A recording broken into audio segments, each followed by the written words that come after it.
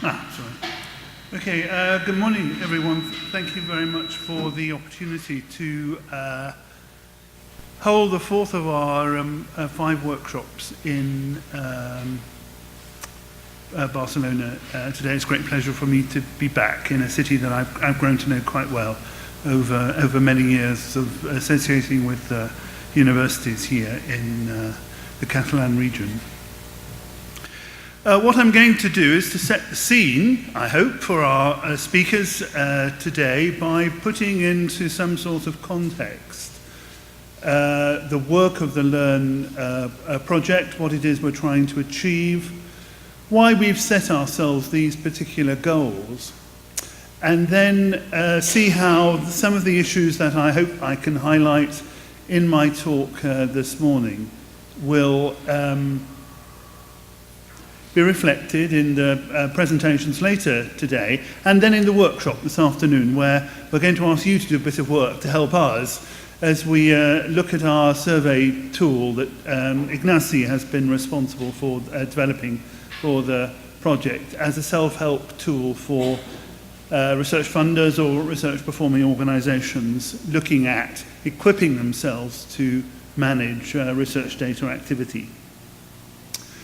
So these are the main headings of the talk that I'm going to give today. I want to say a little bit about the origins of the activity, looking at the LERU roadmap, which a number of us were involved in drawing up. Then setting research data management in the general context of open science, so Science 2.0, open research, e-research, as is commonly called in different parts of Europe.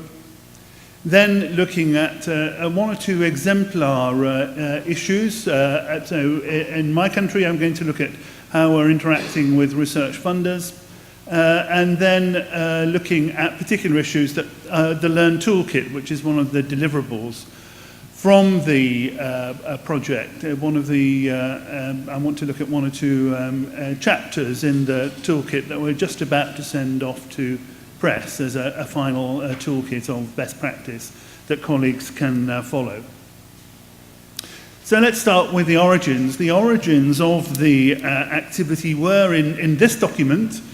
This is the roadmap for research data produced by LERU, the League of European Research Universities, which are 21 research-intensive universities in Europe, and you'll see my own institution there, UCL, University College London, is one of the partners, and also Dr. Labastida here from the University of Barcelona was also a partner in developing this roadmap in 2013.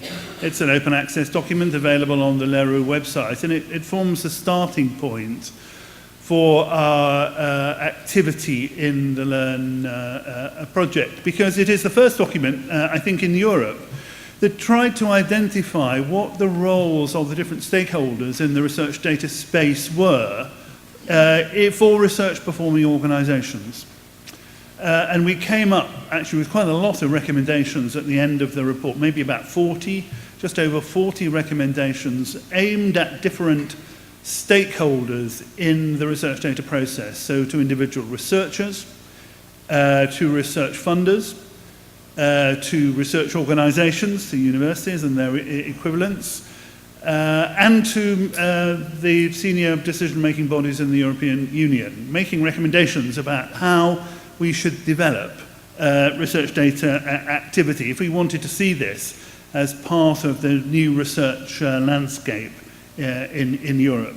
These are the main headings, the chapter headings from that report, and you'll see that we covered a number of issues. So policy and leadership was one of the areas that we looked at. Who in a research organisation, or if you're a research funder, whose role is it to actually take the lead in determining what policy is? If you think of your own institution, which part of the university would be responsible for writing the policy or contributing to the policy?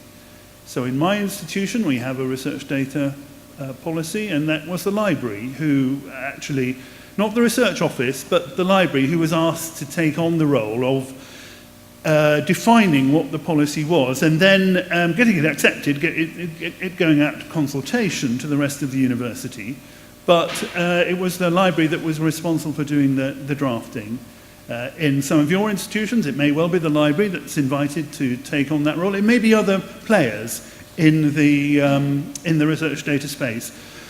Whoever it is, and I think libraries are a very good body to take on this role, but even if it isn't the library, you need to be clear in the organisation who has the responsibility. Otherwise, as we'll see when we come to look at some of the survey results later on today, when one of the questions is, do you have a research data policy in your institution? We've had 265 responses to our global questionnaire, and a very significant proportion of those, not all of them, but a significant proportion of them come from institutions that don't have a research data policy. And in an open science world, in a Science 2.0 world, where research data is one of the building blocks of delivering open science, that's an absolutely crazy position to be in, because the first thing you need in your institution, if you're going to tackle these challenges and reap all the benefits that openness can bring, is you need a policy which actually defines who's doing what, when it's going to be done, and how you're going to pay for it. When you go to your Vice-Chancellor or your Rector, and you talk to him or her about research data, the first thing they always ask me, and I asked this of the 21 LERU rectors in a LERU rectors meeting, and they all unanimously asked me the same question. So let me put this question to you. When I start talking about research data, what's the first question that your rector will ask you? Why? Okay. Okay, well, why is a good question. I'm afraid that isn't the question the rectors put. The rectors said, how much is it going to cost me? Because obviously they're responsible at the end of the day for the bottom line in the university budget, so they need to be able to show that the costs. Just because it's open doesn't mean that it's free. There are costs attached to being open, just as there are costs attached to being closed. You need to be clear in your policy that you are aware of those costs and how you're going to meet them in the university budget. And that's part of the framework that you need to create in a policy and supporting activities in order to deliver open science.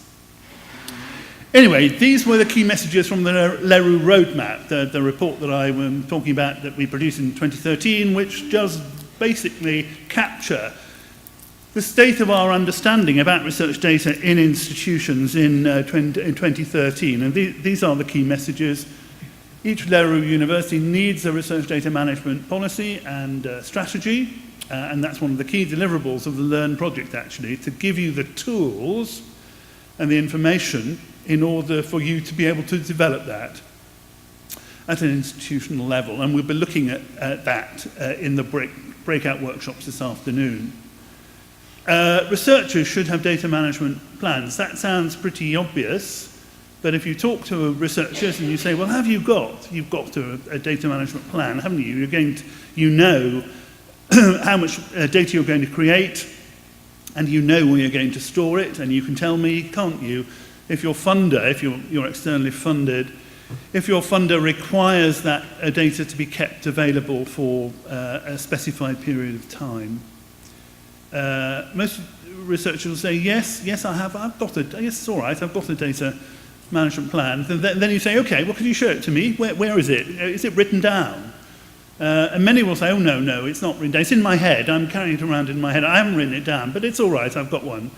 Well, that's not really planning. That's rather wishful thinking rather than planning. So the LERU roadmap was suggesting you need to have an auditable output from your research data planning, which is customarily a research data management plan. And we'll look at some of the, we have our own survey in UCL, which I'm going to allude to at the end of this presentation, which shows just how many people have answered or not answered that particular question when they're creating research data. The third main key message was that LERU universities need to bring all stakeholders together. As I say, it's not only one department or one division in a university or a research performing organisation that is empowered to undertake research data activity. There will be many players, researchers, library, research IT, external funders. They're all part of the mix. So it is quite a complex environment in which to work, and what you need to do then is make sure that all those stakeholders are brought together and talking to each other. And then the fourth, although the LERU roadmap wasn't about open data per se, it was about research data management in its totality, we did in the roadmap identify the benefits to the open approach. And LEARN has taken on that definition that while we don't mandate or require all data produced by researchers to be open, we do suggest there are benefits in taking the open approach. And we look at the strengths and the challenges of adopting an open data activity. If you wanted a case study about how you develop a policy from a standing start, and it's a library that's developing the policy, well, then I put a little case study in that LERU roadmap, which is of UCL, of my institution in London, where I drafted the research data policy that was later adopted by the university as the starting point for research data activity. And I tried to identify in the case study some of the strengths of the library taking on that activity, and also some of the challenges on the way, the kinds of questions that we were asked, and the types of, not objections, but of issues that we had to address in the policy. But then we didn't have the benefit of the template policy that University of Vienna has provided as part of the outputs from LEARN. So we were starting from scratch with no real starting point to begin from. That's one of the reasons why we adopted a model policy as one of the LEARN outputs, because of the difficulties and the challenges I found in creating a policy in UCL from absolute scratch. This is the starting point for the LEARN activity in terms of open data. So we don't require all data to be open. We accept, we understand that not all data can be openly available, but there are benefits where that data is available for sharing and reuse. It avoids the costly duplication of research activity, and it enables greater transparency into the research process, which is all actually quite an important part of research integrity. If you can show not only the results of your research, but also the processes that you went through in order to get to the result, and the data that you've collected in order to underpin the final conclusion. This transparency and the openness where you are revealing your workings to allow other scientists in the field to validate your conclusions and your findings, that's a really important part of open science, and isn't necessarily the case in the closed environment in which research has hitherto been conducted. I'm a historian by training, and I showed this slide, all the ideas on this slide, to one of my history colleagues in my university, because he just published a book on European history. And I said, oh, look, fantastic, you've published a book. Why don't you make your data available alongside the book so we can see not only what your conclusions are in the book, but also the data that you've used in order to reach those conclusions. And he thought about it for a minute and then said, oh, no, I'm not going to do that. So I said, oh, really? Why not? There's so many benefits in sharing your data. Don't you want the world to know how you've reached these fantastic conclusions that you've reached? He said, well, if I make my data available, people will read it. And if they read it, they might come to a different conclusion from the one that I reached in my book. And I'm not very keen on that. So I said, well, isn't that what research is about? Isn't it about sharing ideas and being open to questions? To someone in the physical sciences or the biomedical sciences, that's an obvious thing to do. For arts and humanities people like me, that is not an obvious thing to do because it's not part of our culture. We don't reveal. We're not a sharing. On the whole, we're not a sharing population. We share the outputs, but we don't want everybody to see what we're doing, partly because the data that we collect in order to get to our output, our book, will be data we want to use for other things as well, and we don't particularly want to share it while there's still some value in it for us, for our next publication. So in that sense, the data that I collected as a research student, which is now 30 years ago, It was in medieval history. So that's still valuable. I can still use that to publish articles. So while I would, of course, adopt an open data approach, because I believe in openness and transparency, it wasn't part of the culture when I was trained to be a research student. Nobody ever told me or suggested that making your data open was part of being a good researcher. That wasn't part of the training in Cambridge. I was trained in Cambridge, and I think that's true of all research universities in the UK. A generation ago, openness wasn't part of doing good research, whereas in open science, it's absolutely a building block of doing good research, and that's why the LEARN outputs are valuable in moving your institution from a culture of inward, in a way of looking inward, not sharing, to one that is transparently open and up for sharing where that's possible. So these were the foundations of the LEARN workshops, the LEARN outputs and all the activity we're going to talk about in the rest of today.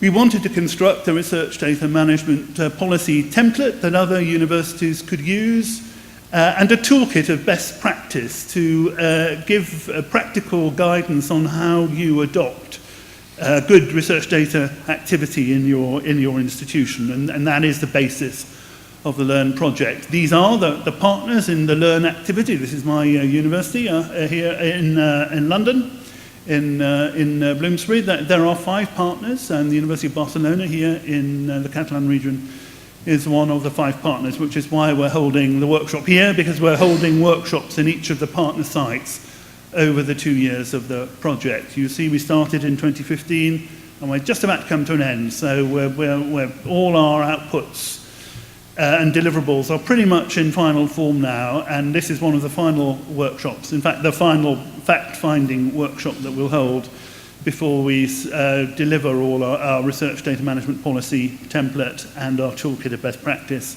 later in the spring.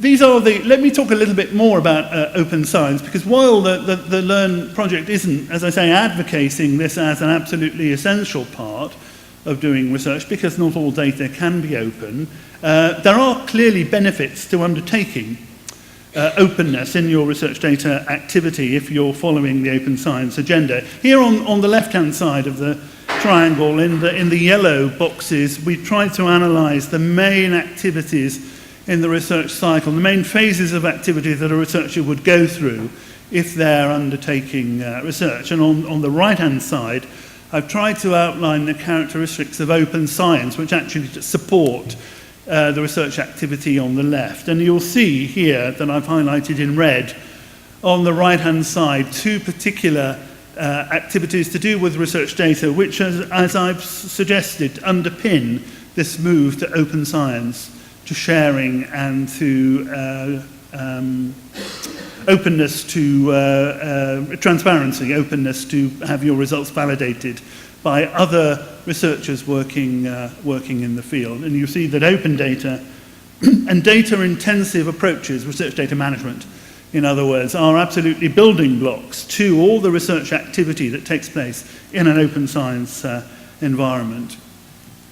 And here, this is a small extract from the validation activity which the European Commission undertook in order to validate the move to open science that it was wanting to sponsor as part of the Horizon 2020 activity. And many stakeholders around Europe were surveyed and asked if there was a need for policy intervention or financial intervention or academic intervention in a number of areas in that research activity column that we've just looked at. And I just captured 4 of them here.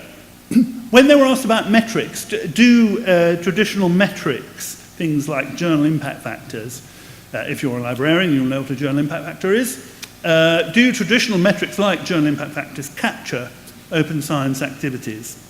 And the results here are very low, because most researchers, research organisations, libraries who responded to the survey, most of them agreed that they didn't. So, and there was but there wasn't much support for intervention. So these columns are measuring different levels of intervention. Only less than a quarter of the people interviewed said, yes, well, they don't really capture open science, and by the way, we don't want you to intervene. That's what they were saying. Why? Because academics, universities, don't like being measured, pretty much. Nothing to do with the openness. They didn't want anyone telling them what to do. That's probably what lies behind these figures. And if you look on the right-hand side, because there are different types of intervention, and on the right-hand side of this particular row, when the question is, do you want the European Union to intervene, these figures are very, very low, 4% and 7%. So they're frightened of being measured, and they certainly don't want the European Union to tell them what to do. So those figures were very low. On the other hand, if you looked at the answers about open access to publications and to data, these figures are very high. So 2/3 of the people said, yes, there is a need for intervention in this area. And again, that's one of the reasons why the LEARN project has started delivering the template research data management policy and the toolkit, because research organisations and research funders who responded to the validation questionnaire from the Commission accepted that in this space there was need for intervention, and they didn't feel too nervous about people, research organisation or the European Union itself actually making an intervention in some way or other to help them on the road to proper research data management practice. In the final part of this brief introduction to LEARN and our outputs, let me just look at a couple of issues that we've treated in the LEARN case studies in the toolkit that will be one of the deliverables, 25 best practice case studies that will be part of the toolkit that we'll be delivering in a few weeks' time, no, not years' time, a few weeks' time at the end of the project. This is taken from my university in UCL, and it's our interaction with research funder policies. One of the things we've discovered in the UK is that probably research funders who fund research in the UK are more active than any other set of research funders in Europe about making requirements for data. And the most severe is one of our 7 research councils, the EPSRC, which requires data to be available for consultation 10 years after the last time it was consulted. That's in their grant agreement. So any researcher taking an EPSRC grant from one of our research councils has to sign on the dotted line that they will ensure that the data they're creating is available for 10 years after it was last consulted. So my historian wouldn't be able to sign that grant agreement because he wasn't willing or understood the benefits of making his data open at all. But do you think about data that's created in a research project and then is available for 9 years, and nobody looks at it? But then suddenly in year 10, before this mandate comes to an end, somebody looks at it, and you can tell from the logs that somebody has looked at it. That means in the EPSRC policy, it then has to be available for another 10 years. It doesn't end at year 10, because the requirements of the policy are 10 years from the last consultation, not 10 years from the end of the research. So that's almost an open-ended. That's actually quite a bad requirement of a funder, because you can't judge how long that window of openness is going to last. It could go on for decades if in year 9 and then year 18, just one single individual is looking at that data. You have to, if you sign the grant agreement, you have to make that data available. So that's really not a very helpful requirement, and it's not been adopted yet by other research councils, but we have a number of funders here who have their own policies, like open access to publications. None of these policies are the same, so the researcher has to be aware of about 20 different sorts of research funder policies, because they may be funded by more than one funder. Not all research is funded, if it is funded by a funder, by just one funder. They may be taking grants from several funders at the same time, and those policies are going to conflict. Almost certainly, if you look at this list, this is the list taken from our website, where our research data management support service actually advises researchers how to meet the needs of their research data funders by reading the policies with them and then advising how they can comply, particularly where there are conflicts, where more than one funder is involved and the policies are not the same, which they almost certainly will not be the same.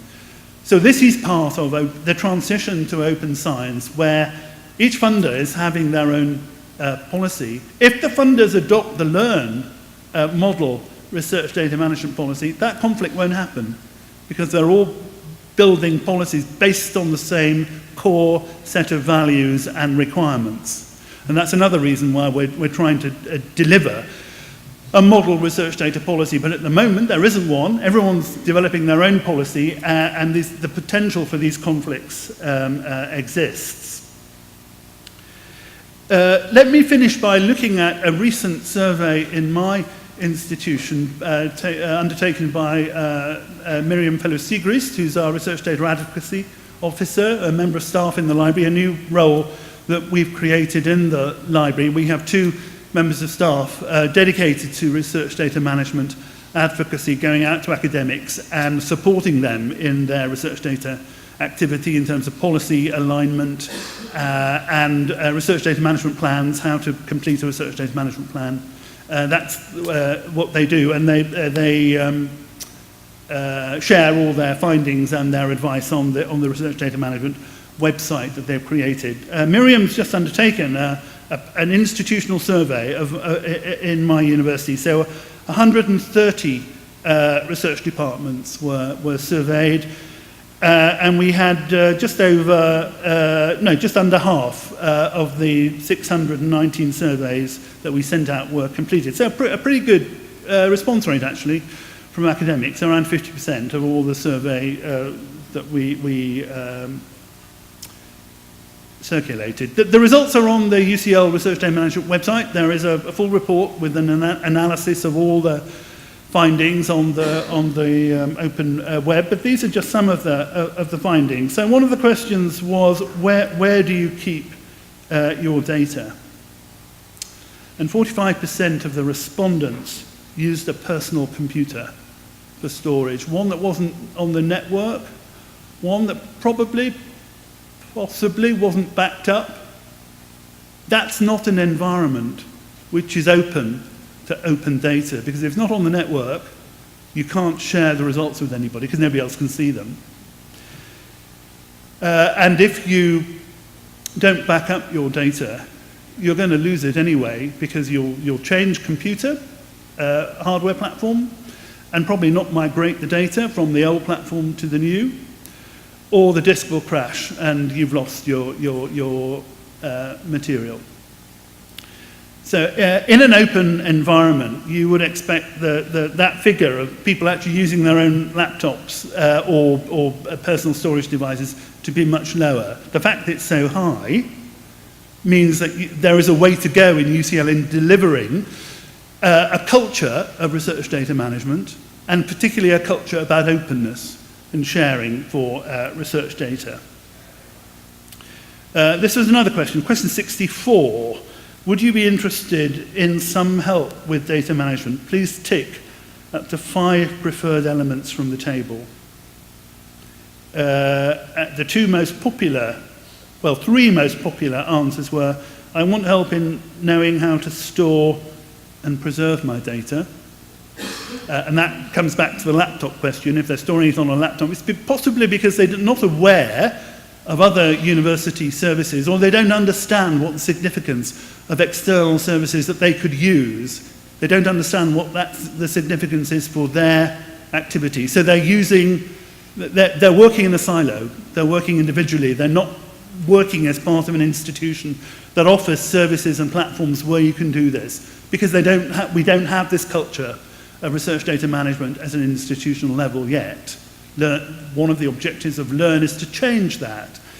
But the starting point is that we have a culture where people are working in silos, not necessarily talking to each other, and therefore not open to the new advances which technology and storage can bring. So the most popular requirement was, please help me store my data. The second one was, I want some help in writing a data management plan. because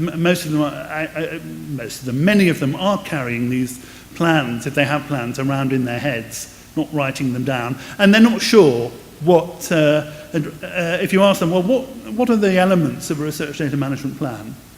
Most of them wouldn't be able to list adequately all the elements that a good research data management plan should contain. Okay, let's move on.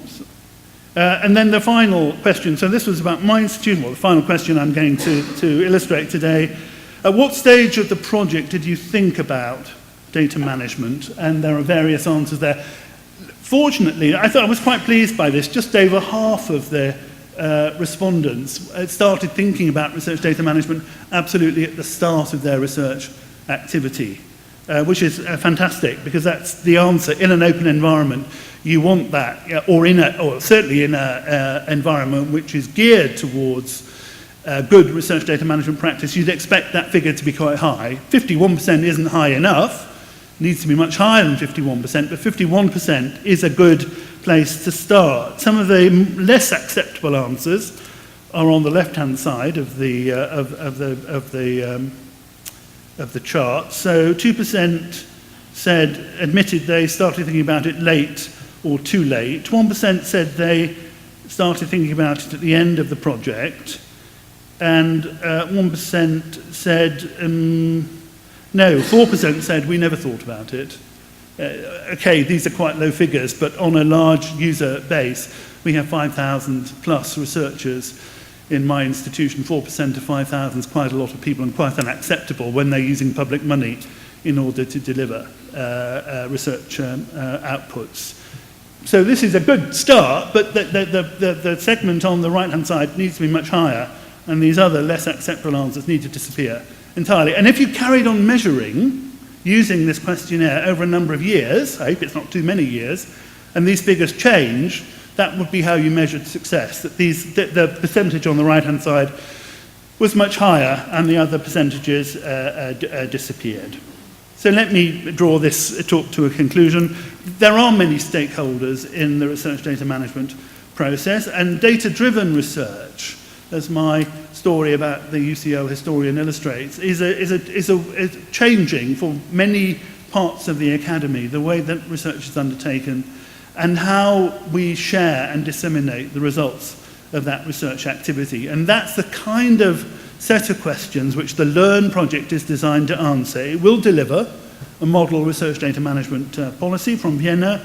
We will have 25 exemplar best practice case studies that research organizations can adopt or copy when they're introducing research data management practices in their institution. And there will be an executive briefing, which we have written in 6 languages for vice-chancellors and pro-vice-chancellors, telling them very quickly and very simply, if they want to adopt good practice in research data management at an institutional level, this is what they need to do.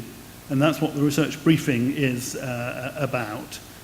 The output will be that LEARN will help deliver an infrastructure for data-driven research and a way to change the culture in your organization, because unless the culture changes, you won't be able to deliver an environment which is open to research data practices and research-driven, data-driven approaches to undertaking research. So thank you very much for listening. I'm very happy to hear any questions you might have.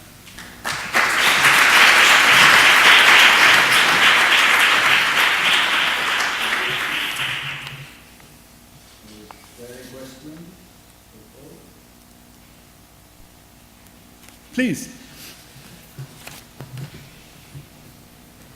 I often have this question about research funders and how they evaluate scientists and researchers, and how you say they have these policies about data sharing and yes. open data, but their evaluation of researchers is still based very much on a traditional model of evaluation. Sure.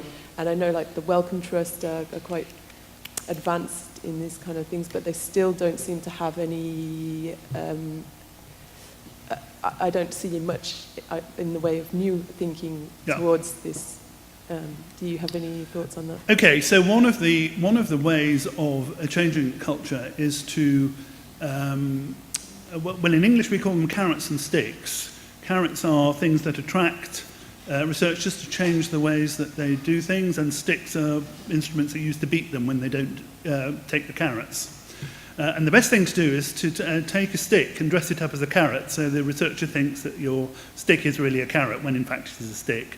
And one of the things we've done in my institution is we're just reviewing our promotions and reward frameworks for academics. One of the roles I have as Vice-Provost is to introduce open science approaches across the institution, not just in the library, but across the whole institution. So I've introduced into the academic framework criteria for openness as being a criterion for reward and promotion. And I have inserted it quite early on in the career grading structure. So as a very young early career researcher in relatively junior grade in the lecturer kind of reader professor role, if you adopt open data practices and you share your publications as open access publications, you can cite that in your annual appraisal document, because we have annual appraisals in my institution. And if you're applying for promotion, you put that, your head of department can cite that as you've met one of the criteria for promotion. We're probably the first university in the UK to adopt a promotions and reward framework which recognises openness. But if you do that, that's really a stick, but it's dressed up as a carrot, because the reward is the researcher gets the reward, either a pay rise or a promotion or recognition for their extra research activity. It's a stick because they're actually doing what the university wants them to do, which is to change the culture and to adopt an open approach. If every university did that, and every research funder recognised that universities were doing that, that would be a major step forward in changing the culture, and that would encourage researchers to adopt open approaches and move away from the starting point of my historian friend, who's a friend as well, by the way, where he didn't think that openness was a particularly important part of the research environment. It is, but they need to be aware of that. And changing the promotions the criteria and the framework is one way you can dress your stick up as a carrot and get them to move along with you.